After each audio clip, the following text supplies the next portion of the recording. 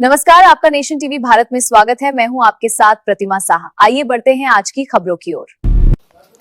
निरसा के सिरपुरिया गांव में हरिनाम संकीर्तन 118वां साल पांड्रा कान्य कुब्ज ब्राह्मण समाज का हरिनाम संकीर्तन चल रहा है।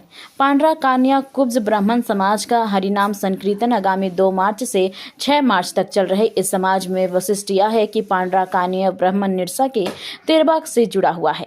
साल में हर एक गांव में हरिनाम संकीर्तन 5 दिनों के लिए किया जाता है। हर गांव के परिहर्ष 13 साल में एक बार आता है। सिरपुरिया गांव में आयोजित की जा रही यह समाज का हरिनाम संकीर्तन 118वां साल है, जिसमें प्रतिदिन भंडारा का भी आयोजन किया जाता है। कीर्तनी पद पलास बंगला के प्रसिद्ध कीर्तनय और श्री कृष्ण सुदामा के बारे में प्रसंग बताया गया है। मुख्य अतिथि के तौर पर भाजपा के वरिष्ठ नेता मनोज कुमार सिंह पहुंचे थे। সমস্ত ইন্দ্রিয়গুলোকে একত্রিত করে কৃষ্ণ কথামৃত রস পান করে যারা তারা গোপী। রাত্রিবেলায় চোখ চাই ঘুম, সারাদিন দেখেছে চোখ চাই বিশ্রাম, কান সারাদিন শুনেছে কানও চাই বিশ্রাম। তাহলে চোখ কান এগুলো তো ইন্দ্রিয়,